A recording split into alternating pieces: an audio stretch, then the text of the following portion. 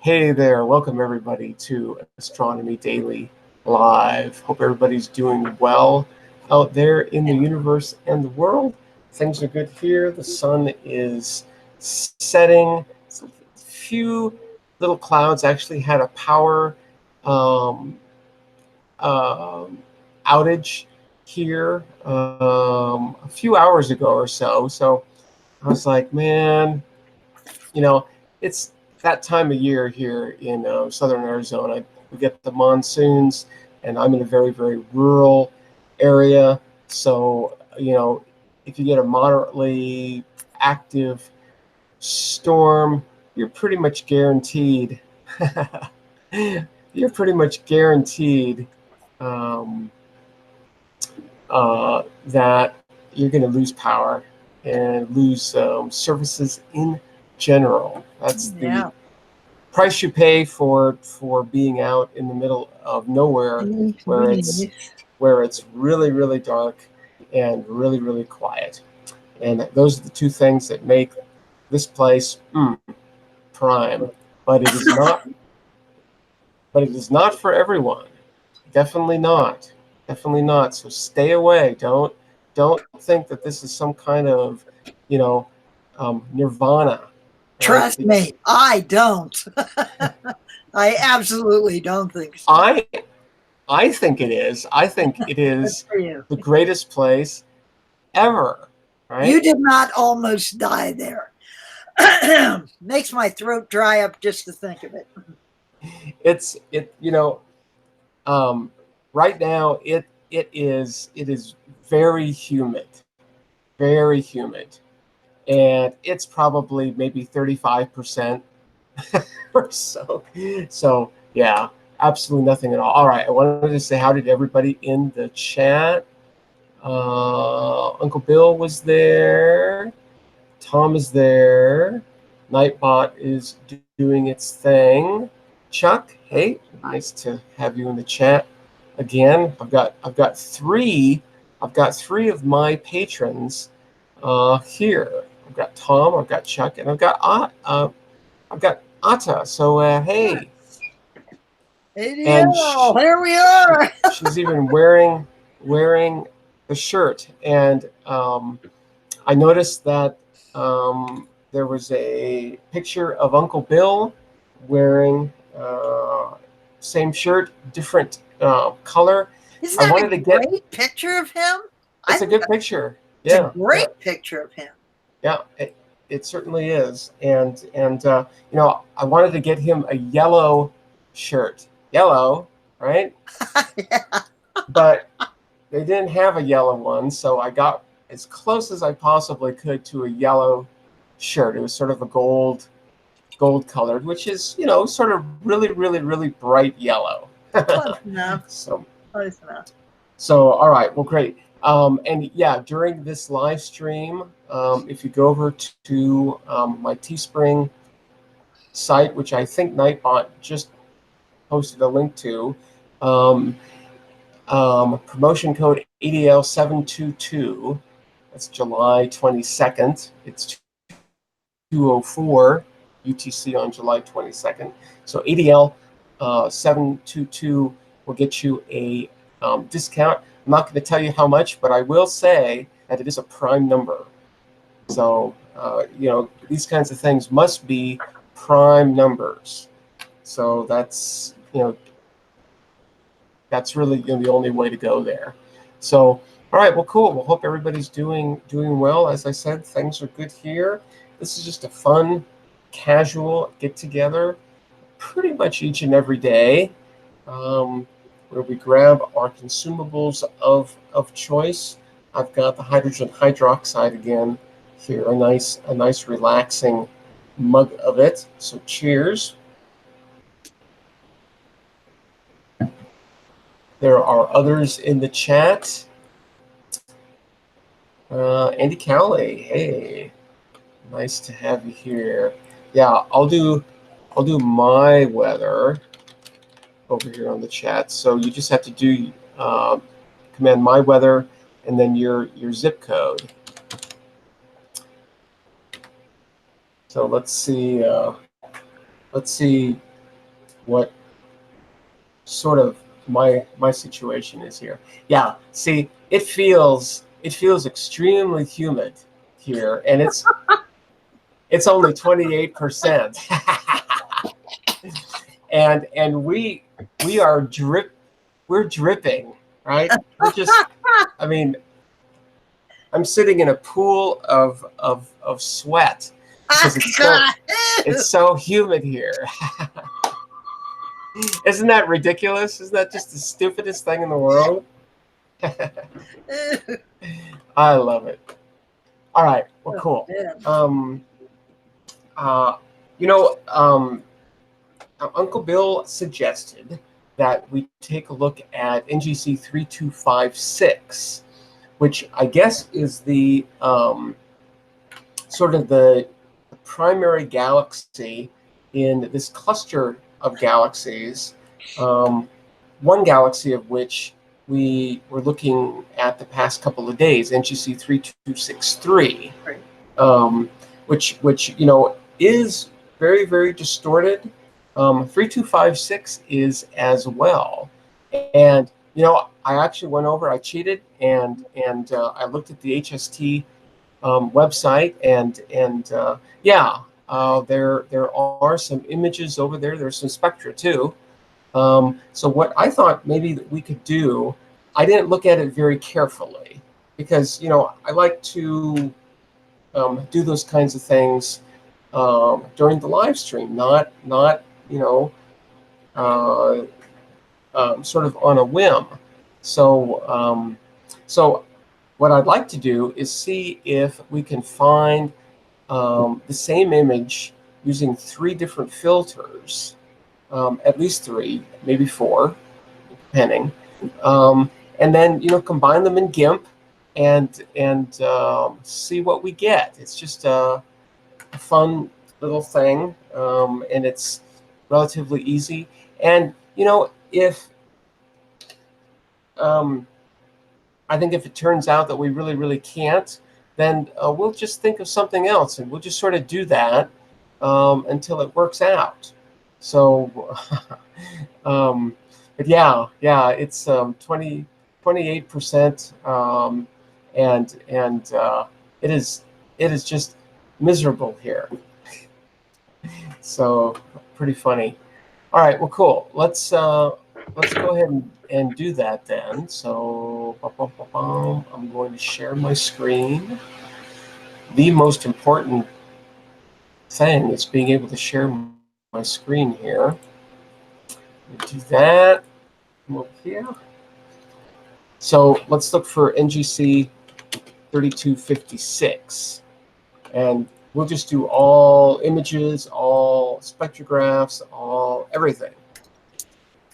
We'll just look for everything that has that kind of designation. All right, and I already know that there's actually quite a few, 117. So let's order this by date, and let's go all the way back and see. So the first ones were taken in 1994. I think that's right after the first servicing mission. So after things got fixed with PIC 2, it says, which is what they replaced with PIC with. And yeah, see this all. Yeah, see these are the same observers. So, but they're only looking at 2 different wavelengths. So, let's look at it anyway, because this is a with PIC 2 image, which with PIC 2 is no longer even there. It was replaced by with PIC 3. So let's look at a couple of these just to sort of see what we're up against. It's nice shot. Of course, you know, the HST doesn't have the problem with atmospheric distortion, so they're seeing things, you know, as well, pretty much as sharply as is possible, given the resolving power of the cameras that they're using. So that's a nice shot. So that one was the really, really red one, 814 nanometers is what they're calling it here, but it's actually at 8,012 angstroms. So that's really, really red. Here's one that's really, really blue. So they were doing like really, really red, and that's what that one is. So let's look at the really, really blue one. Oh yeah, so quite a difference. Yeah, pretty amazing. And again, looking at these things at different wavelengths, you're basically just sort of looking at different stuff. Yeah, that's sort of the best way to explain it. I mean, it's spectroscopy is absolutely amazing, and this would be categorized as photometry. So you're looking at the light coming through different filters, and you're effectively putting a bandpass filter on, and just looking at a particular wavelength. So you're just looking at different stuff. Anyway, pretty cool. These, it looks like they did like either 800 or 900 second exposures. So pretty long. What's 800 seconds? That's 800 divided by 60. So that's 13 minutes, which, well, that's, I think they're probably getting about, maximum maybe about 30 minutes per orbit. So a 13-minute exposure, yeah, that's about half the time they have in orbit. So it looks like they sort of took one and then two right after one another. So yeah, this would probably be a full orbit, or yeah, I mean it's a full orbit in that it's half an orbit, because the other half of the orbit, the Earth is in the way. So yeah, these two would be one orbit, and you can sort of confirm that with the time, right? It's going from 2209 to 2321. That's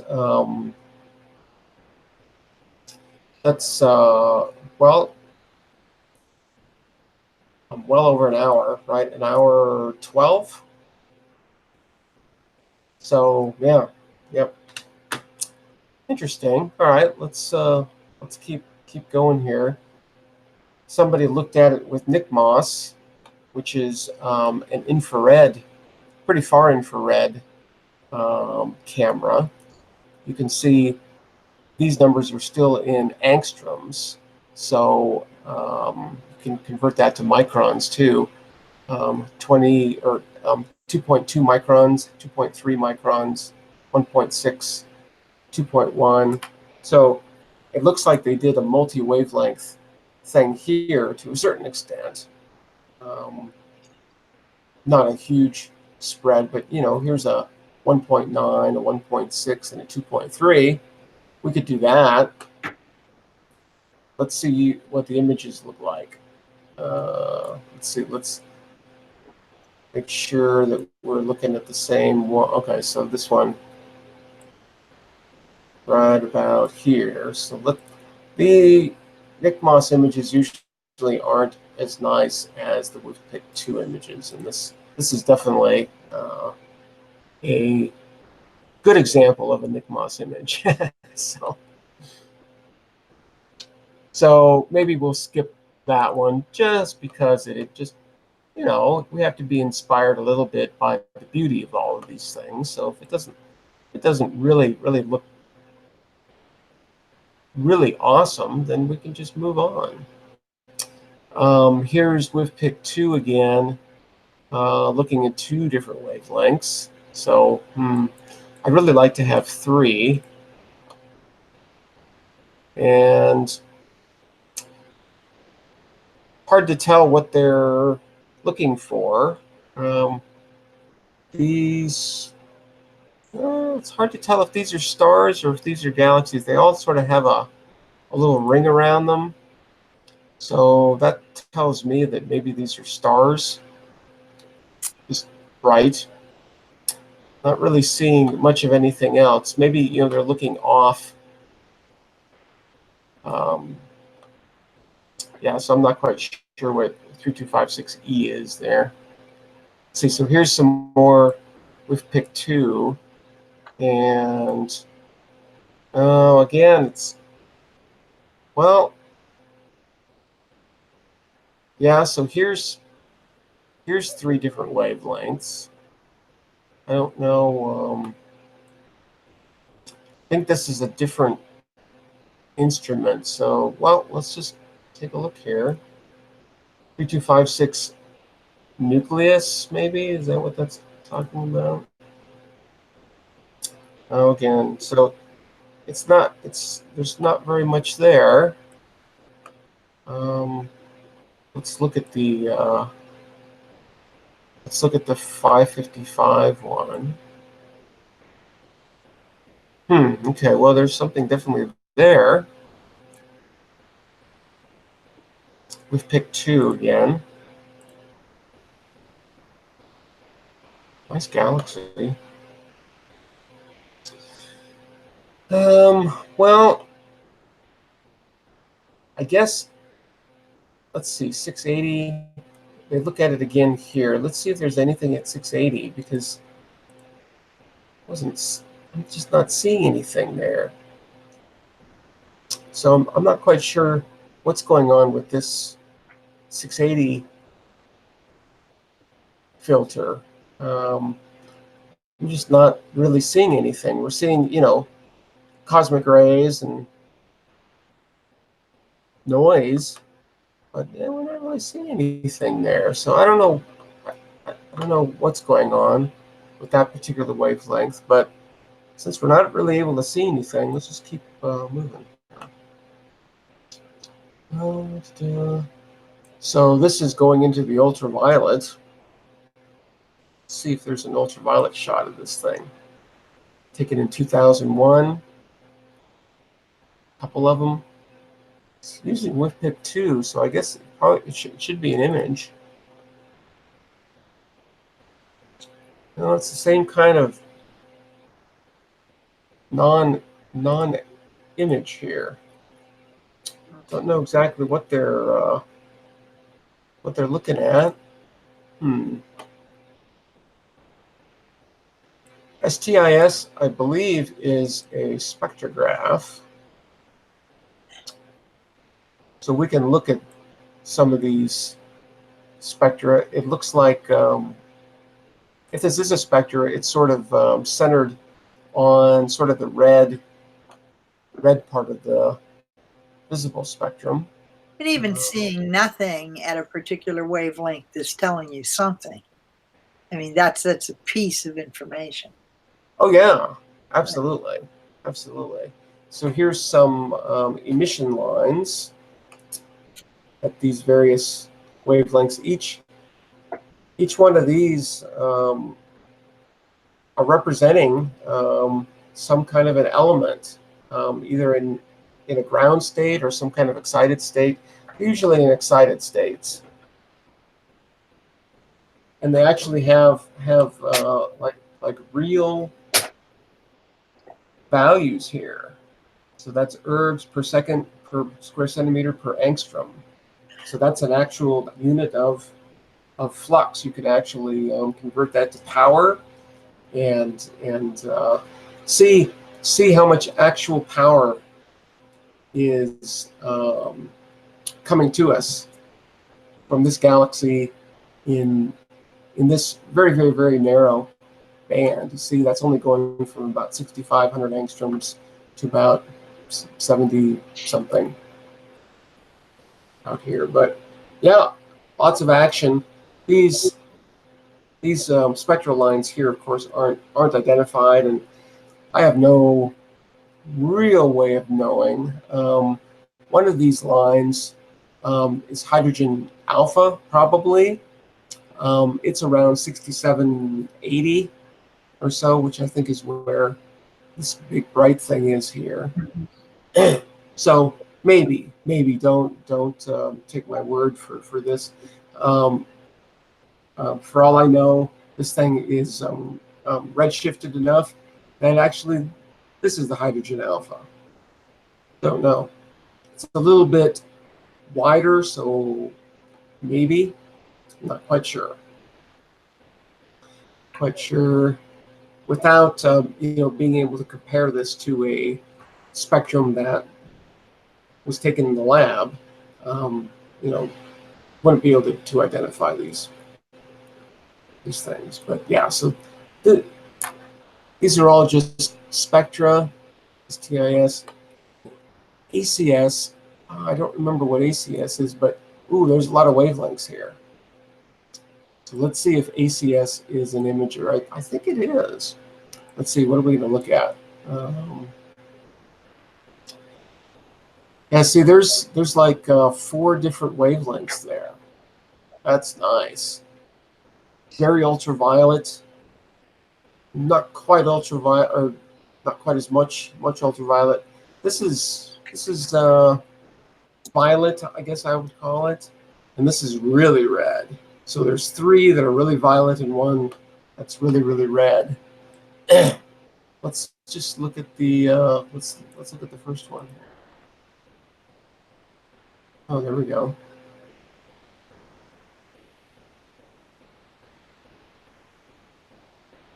So let's save these, and I will put it somewhere here. Let's see. Let's just make a folder 2019 0722. That, and oh, which one was this? Was this the bluest one? I think this was the bluest one. So let's call that one blue. Doesn't really matter what they're called, but I think that was the bluest one. Yeah. Okay, so let's do the 3362 one here, and that's this one. Hopefully these all sort of line up. So let's just call this the green one. These names are arbitrary. Don't worry about the names. Don't worry about the names. You can, as long as you can keep everything straight in your head, and it's just a reference, right? So let's do this one.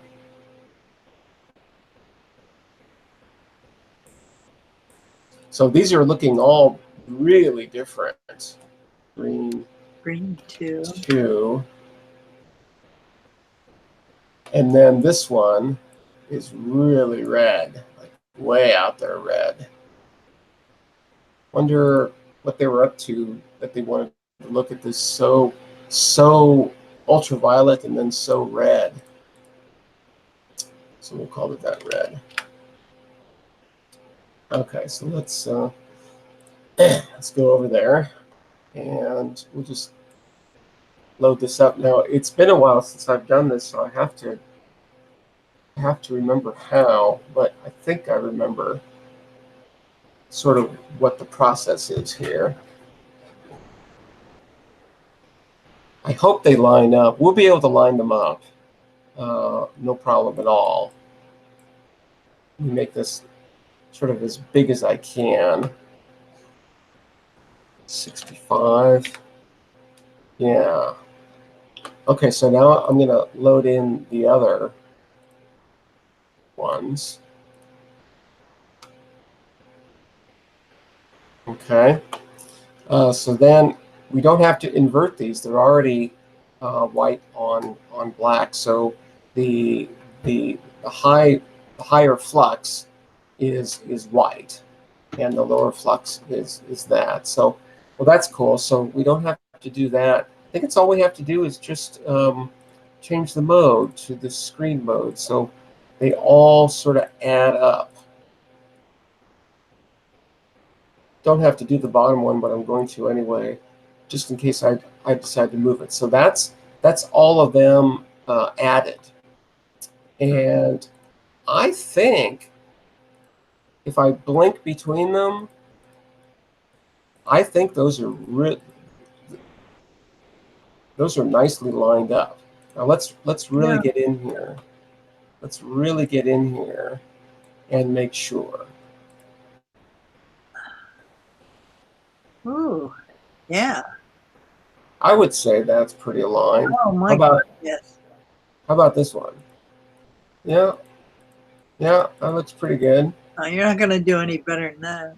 Nope. How about that one? Yeah, I think that's okay too. Okay, so let's just. I'm gonna eliminate one of the greens, and we'll just do blue, green, and red. So to do that, here I'm gonna come back out here. And I'm just gonna. Whoop! I have to change this to RGB. Then I can come in here and colorify. I'm gonna make that blue. And I'm going to make this one green. Oh. And I'm going to make this one red.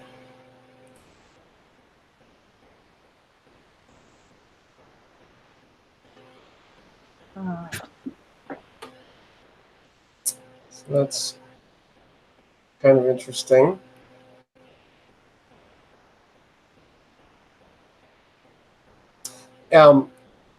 The one thing that I didn't look at was the different exposure times. Yeah, see, they're sort of all over the place.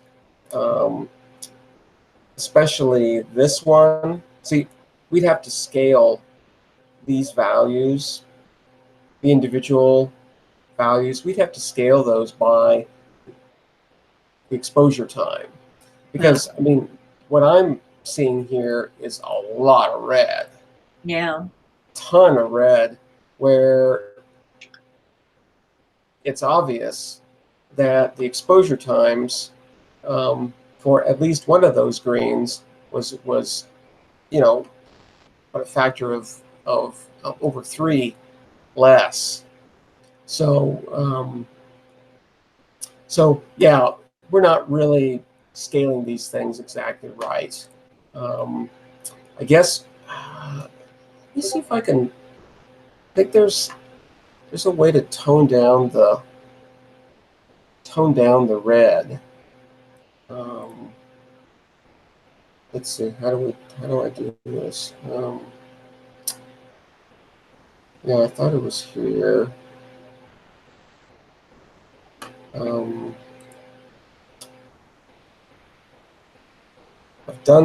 I've done this enough that I should know how, but I do not remember at the moment.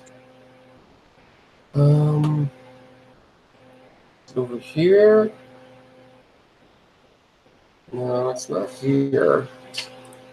Shoot, there's a way that I can tone the red down, or this whole channel down, but dang, I don't remember. Don't remember how that's done. Where?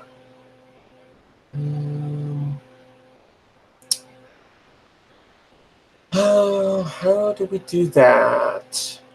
I just want to turn the intensity down. Let me oh,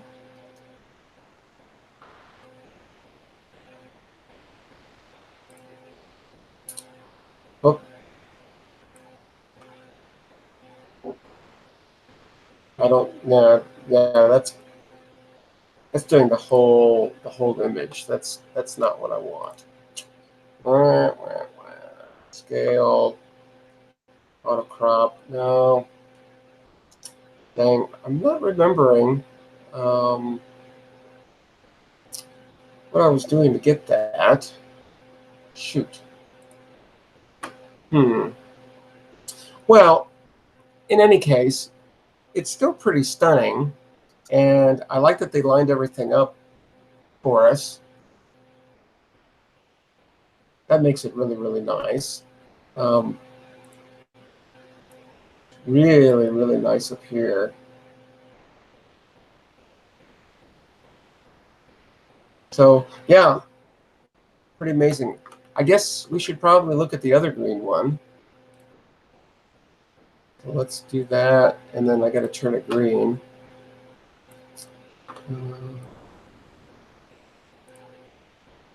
Oh, we can back out here. Whoop, I got to center it. There we go. So, I don't know.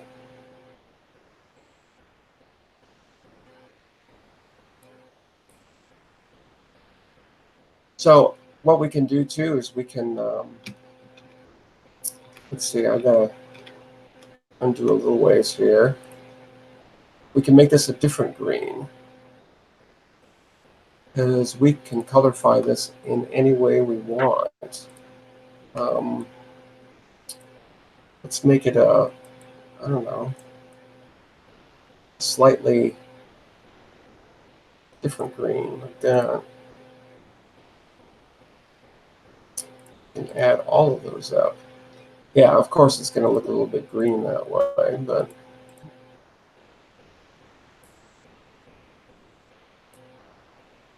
yeah, it's fun to play with these things for sure. Nice galaxy, nice galaxy. Going through some tribulation. It looks like a spiral that's getting all messed up. So pretty cool though, fun. I don't know about these other ones. That stuff was from 2002. There's some from 2003. More Nick Moss. Here's some ACS. This is talking about, or this indicates like a supernova.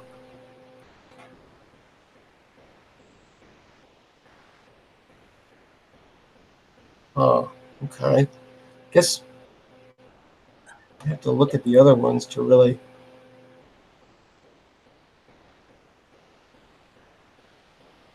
Yeah, I'll bet you that's it right there. As you see, there's the. I think so. Yeah. Isn't that the right orientation? Oh no, it's not. No, it's not actually. no. That star is this star way over here, so we got to look on the opposite side of that. Oh, okay, yeah. Okay. Yeah, so that star is that star. It sure looked like it. It did. It did. Yeah. You always got to worry about orientation, because they will mess with you for sure. Okay, so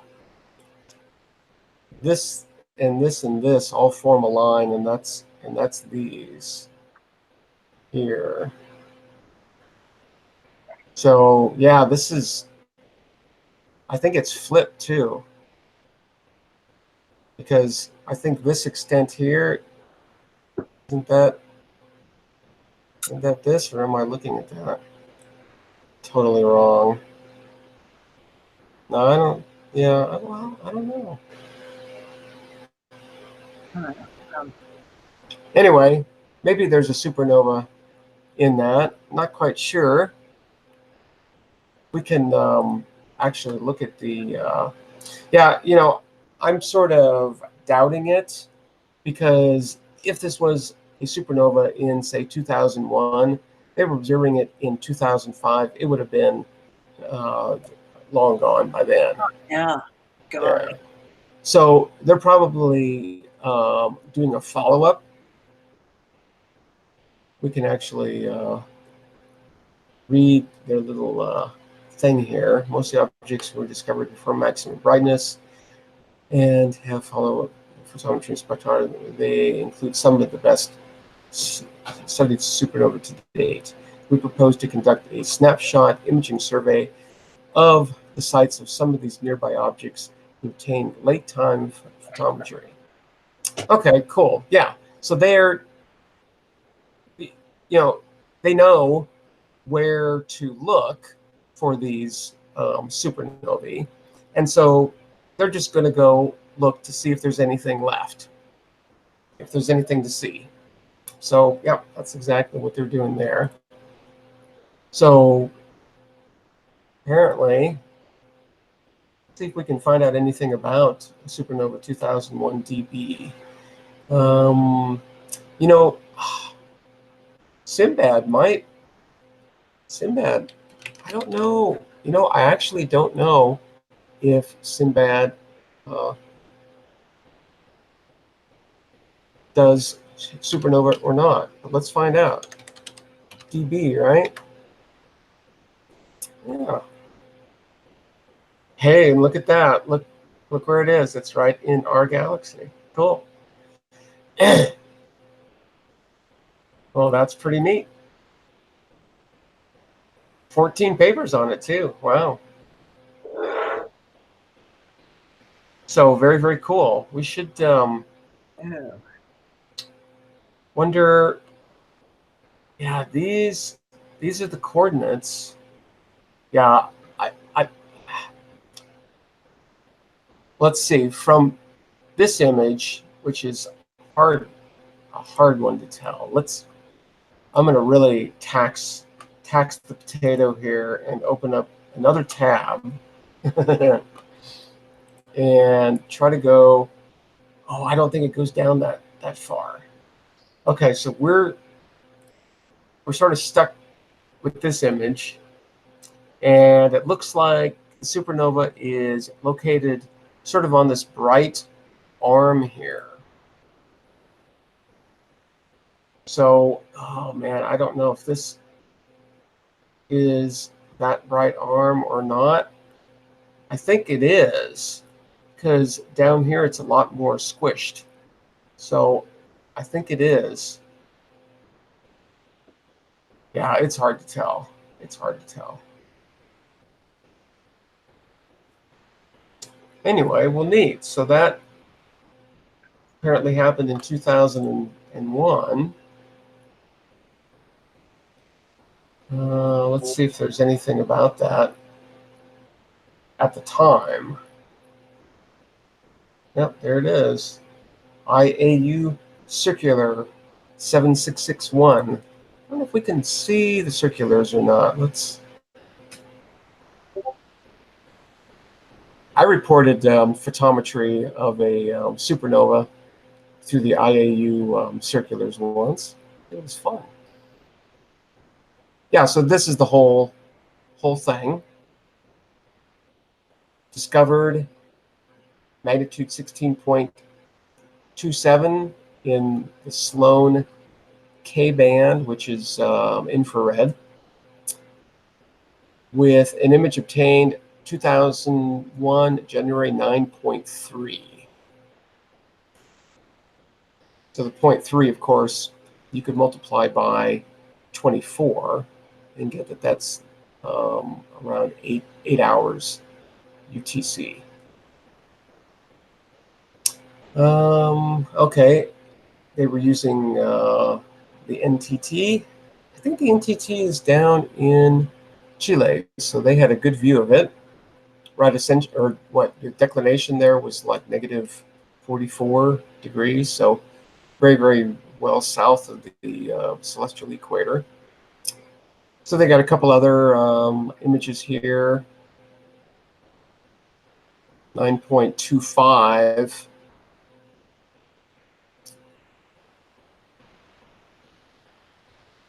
So it had already faded by then. So a month and 2 months after, it had faded by almost a magnitude, so almost a factor of 2.5. Pretty cool. And that happened in NGC 3256. So neat. Yeah. So these folks were probably just doing a follow-up. They're going to try to identify it in here, see if they can still see any kind of residual. I mean, it's a supernova. You can expect to see some kind of material.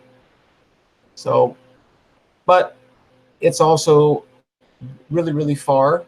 So that makes those kinds of objects very, very, very small. So you might have to wait a little bit. Well, cool. All right. Let's see. I'm gonna clear all this out. Oh, let's see if there's any other moderately interesting. Sophie discovers a dust-enshrouded supernova. That looks like that's tied to this. I see the same names here. So yeah, it's interesting. They switched the authors around. First author is always, of course, first, and they're sort of the person in charge of the paper. So this thing was done sort of in this order, and this was done in a different order, kind of. PageMaster cited a article in archive.org on supernova. It's listed in his. It's listed on Discord. Oh, very cool. Under papers. Sweet. Let's see. This is here. Let's take a quick look at that. I'm gonna take a big gulp here. A dust-enshrouded supernova. Wow. It's a pretty terrible image there, but I guess everybody got really excited.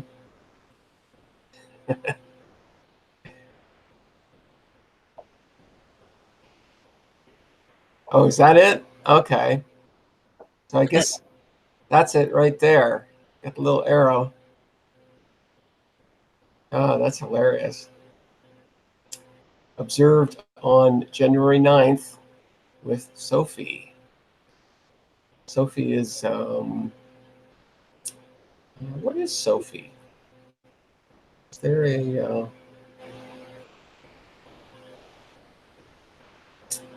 I'm not seeing a reference to Sophie anywhere. Did I miss one? No, didn't. I'd just like to know what the acronym is.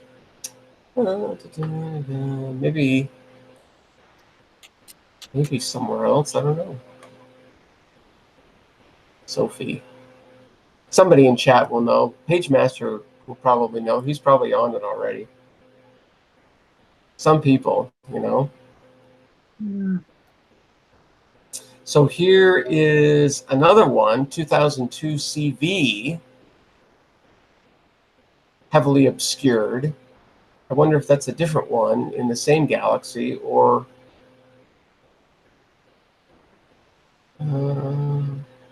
doesn't say what galaxy it's in here. We gotta grab the paper, I guess.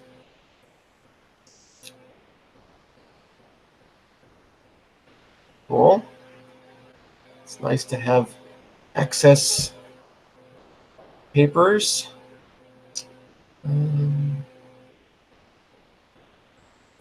Okay, so this is talking about NGC 3190. So why is 3256? Or why is this in a? There is no 3256. There's no 3263. So why is any of this here? It's always slightly frustrating, but wow, these are some pretty impressive images. Look at that dark lane going through this. You got to keep in mind, of course, that dark things are actually bright, and bright things are actually dark. It's oftentimes when you look at things like this, sometimes subtle features are just easier to see. Like, here's a supernova. I think this is probably the one they're talking about. Subtle, but wow, look at this spiral behind this one. Isn't that amazing? Let's see, so are these the same?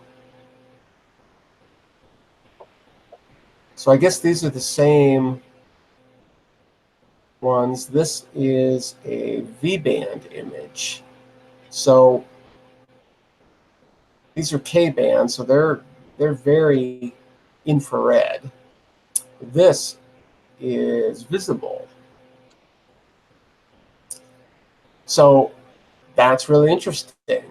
You can see the supernova through all the dust and stuff. Do you see where that dark lane is? It cuts right in front of the supernova. And in the visible, you would never see it. It's just not there. But you look at it with a different wavelength, and all of a sudden that light can pop right through because that cloud of gas and dust isn't there. It's absolutely fascinating. So cool. That's a really neat shape. Isn't that amazing? Like, yeah, it's pretty incredible. Just looking at things in a slightly different way, you just completely change your perspective. Pretty cool. I don't know if there's any more pictures here. No, there's no more pictures. There's a couple of plots, preliminary light curves of the supernova, doing sort of what supernovae do. They brighten up really, really quickly, and then they sort of trail off. You can learn lots and lots and lots of things about supernovae if you're able to track these curves. We can put this data into models, and the models have all kinds of parameters, all kinds of dials that you can turn and levers that you can pull, and to set things up just right so the models fit the data really, really well. So does that make the model right? Absolutely not. But it is definitely it can be really helpful for sure. So these are the light curves at different wavelengths. You see K and H and J and I. So these are all infrared, going from the shortest to the longest here. Not quite sure why they didn't connect all these dots. That looks like a legitimate light curve. The magnitude was really, really faint. Really, really, really faint. So pretty cool, though. Here comes Sophie on the chat. All right, Sophie, yay, thank you.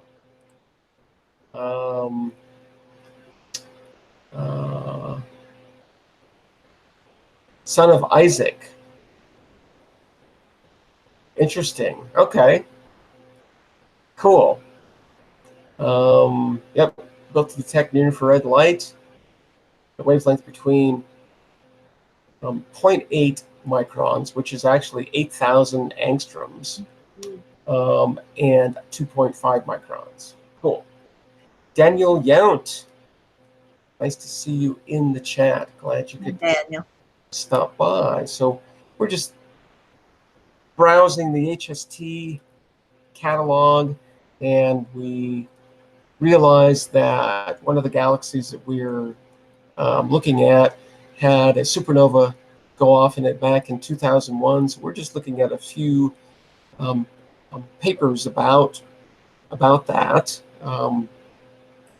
Now, this is one of those papers where it's sort of like, why is this paper mentioned? Because that object is not mentioned at all. So, yeah, sometimes Sinbad isn't doing as well of a job as what I would always hope. But okay, let's see. Let's go back here, see if there's anything else moderately interesting here.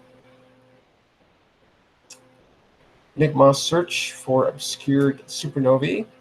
Cool. Galaxies in the local universe. So quite a few, actually. Yeah, I think that'd make for some good light reading for sure. Well, nice. Okay. Well, shouldn't probably linger on that too much longer. Let's get back to the HST. I guess I'm going to close this up. Close. This was kind of nice. So I think let's just save it. We'll just do it like that. Okay, cool. I've got it saved, so we can play with it more later if we want to. Let's see. So that was this. That was all this stuff. Oh.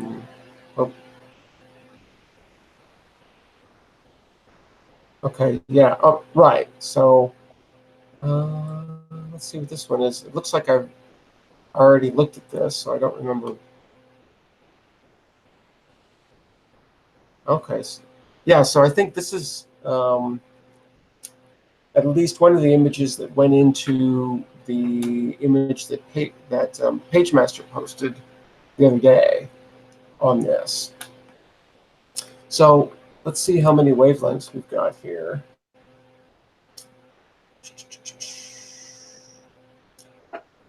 Well, I'm only really seeing two. 435 and 814. So pretty blue and pretty red. In fact, very blue and very red, I should say. Yeah, well, I don't know if these are any better. What are we doing? Oh, but these are all the same wavelength, so probably not useful. We should definitely take a look. Okay, yeah, it's one of those blank ones again. I don't know what's going on with those.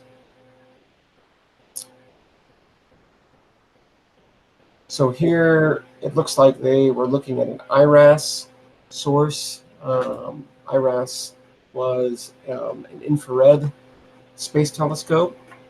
Don't think it's operational anymore. Pretty sure it's not. But, this galaxy being sort of, as large as it is, there are probably infrared bright sources, within this galaxy that this satellite obviously grabbed. Let's take a look. Oh, okay, so this is just a spectrum,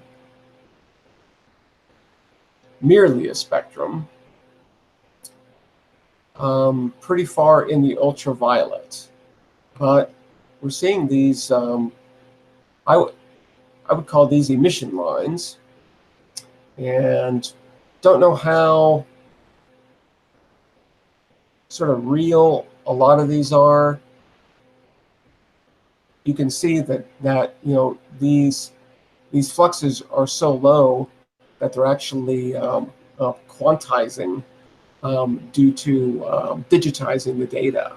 So we're looking at at basically individual bits of the number there. So pretty low values. You might consider throwing up a link to the Discord server for Daniel. I don't see him in there. And if he likes information on astronomy, that's the place to get it. Absolutely, yeah. And Daniel, there is a link to my Discord server down in the description. I think it's if you scroll down a little bit, you see links to oh yeah, right. I forgot about that. Yeah, various things there, and that's just an invite link, and then you can jump on. And Discord's a great thing. My server is, I guess, moderately active. It's not extremely active by any stretch of the imagination. But yeah, we have some good conversations there. It's a nice place, to put stuff. So okay, well, cool. But you can look at it later, Daniel. I mean, Yep. You don't have to look at it right now. Yeah, absolutely. You connect to it later. All right, yeah. So here's some ultraviolet spectra. Don't know what any of this means. Except for the fact that these emission lines usually indicate some kind of element, maybe some kind of molecule, but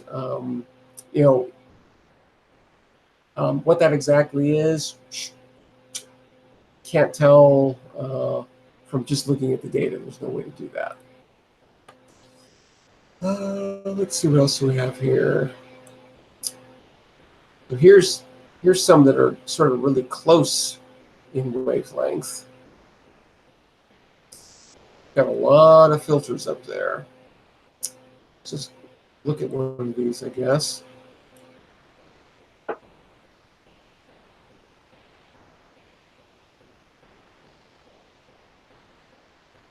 Okay, there it is down there. That's kind of neat. That one was,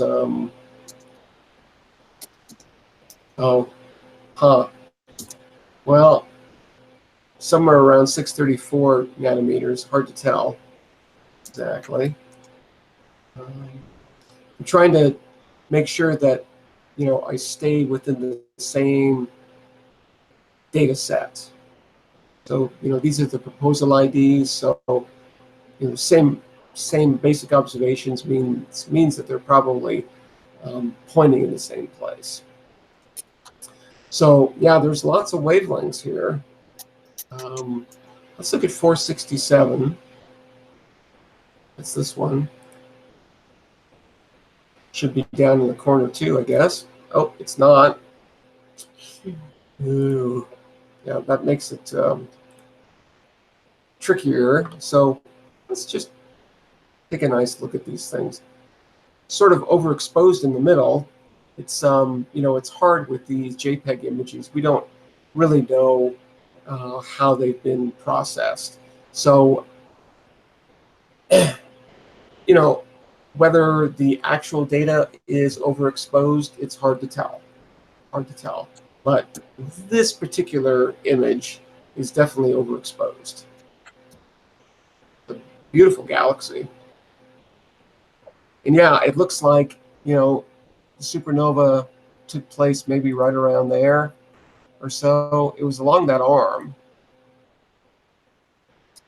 But wow, look at all that stuff just going crazy. Look at this huge structure here. Pretty cool. So what was that? That was 4682. So that's sort of pretty blue. Here's one that's really red, 6655. Load that one up. Sort of see the difference. The difference there. Yeah, pretty different. Pretty different. That looks like it's in the same place as that other one. But this I think was in a completely different place on the camera. Yeah, I was way down there. So let's see if there's another one. Here's 6218. So that is sort of orangey. Orangish light.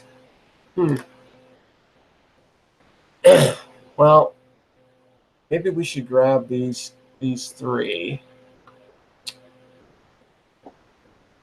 These two down here, or this one and these two.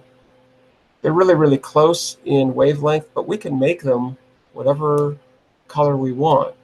So we can make one red and green and blue. It doesn't matter. Let's do that. So let's grab the reddest one first. So that's this one. Oh, I don't think we've looked at that one yet.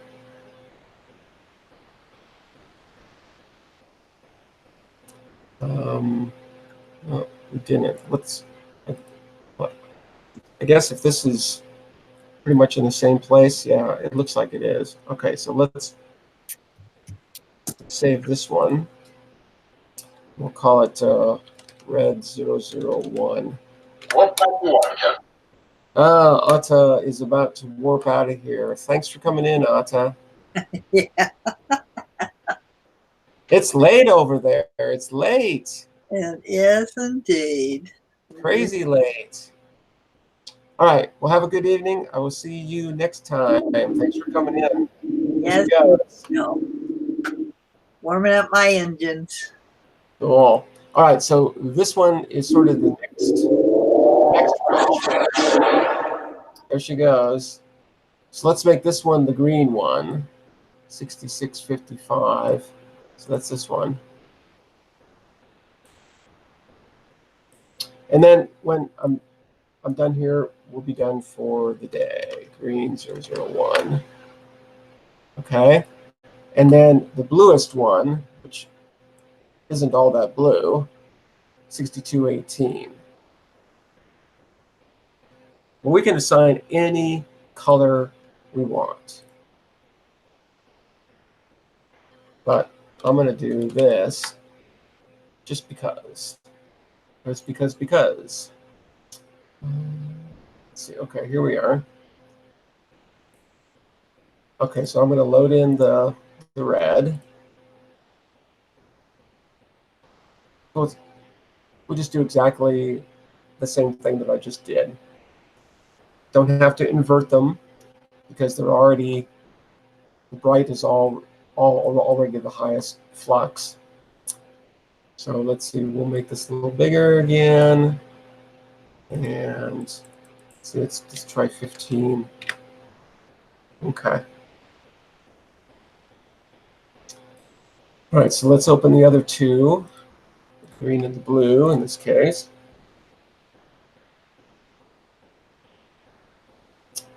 Now, how are we aligned here? Oh, I guess we have to go to RGB mode, and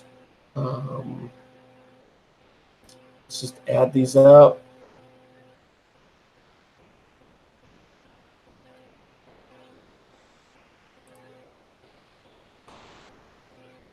It looks like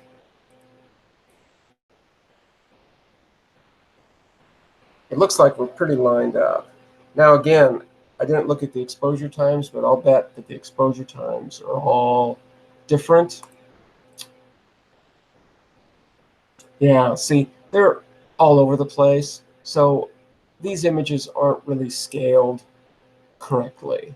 So, you know, let's do it anyway, though.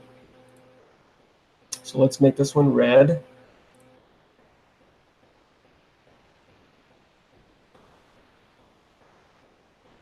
And we'll make this one blue. Color 5. Blue. Whoop, this one.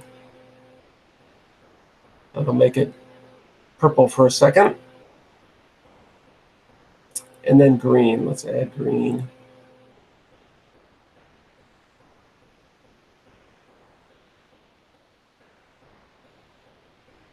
Oh, interesting. Okay. So, yeah, don't really know what to make of that much. It looks, is this it almost looks like it's offset. Yeah, it's offset. The green, I think, has to move. So let's try to find a star here. Let's zoom out a little bit. Trying to find.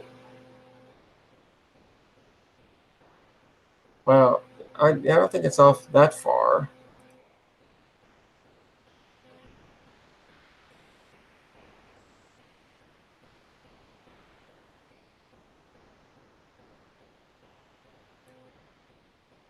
Wow.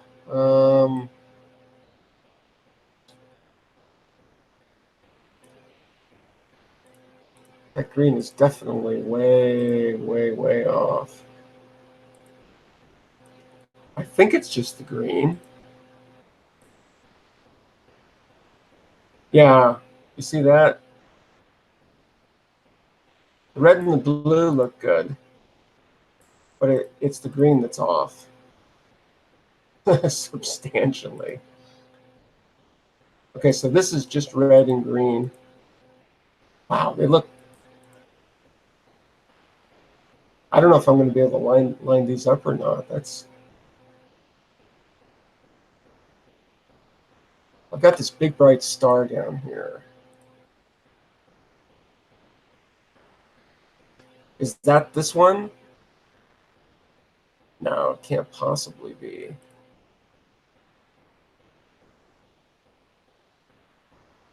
No. You know, it looks like the orientation is different. That's what it looks like.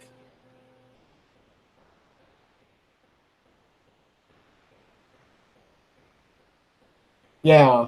You see, the arm here on the red is coming down, and on the green, it's going up. So, yeah, this thing is flipped. I've got to rotate it by 180 degrees. Let's see, I think I can do that.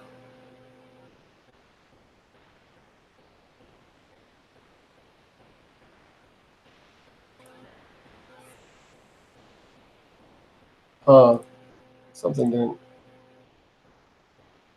Oh, okay. No, I can't do that. I've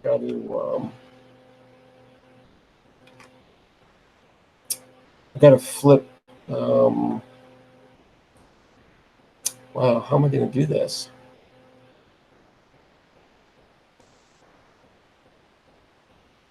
Oh, I did the wrong one.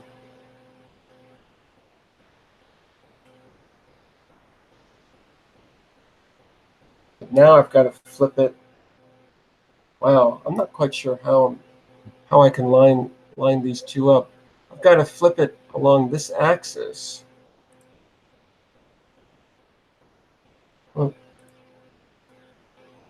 see how I've got to flip this somehow down. Oh, I don't know. Is there a way to do that using the original? Oh, I don't think there is.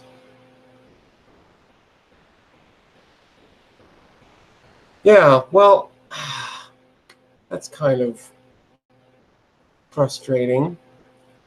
Hmm. Yeah, that's not very nice.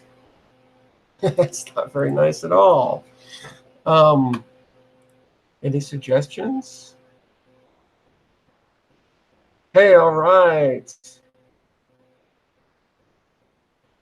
Have a troll. Held for review. All right, you got to be nice. This is astronomy here. Astronomical things like pictures of galaxies that won't line up. Yeah, the problem is that I've got to take this green guy and I have to flip it horizontally, which is what I had done.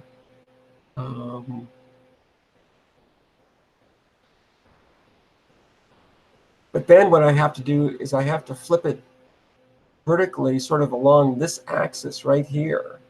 And I don't, there's a rotate, but I don't think that I can, see there's offsets.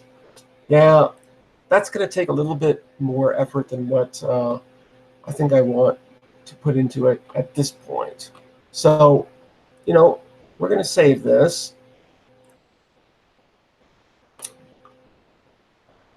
And try to get back to it at some point. But I think for now, I'm looking at the time, and I'm thinking it's about time to get on out of here for today. So I think that's exactly what I'm going to do. So take care, everybody. Peace, cheers, and all that. I will see you in a little less than 23 hours. I'll be back here unless there's storms, which is always possible this time of year. You never know. So, okay, everybody, I'm going to get out of here for now. So have a great evening, a great day. Make sure to subscribe, tell a friend, and I will see you later on the spin. See you later. Bye.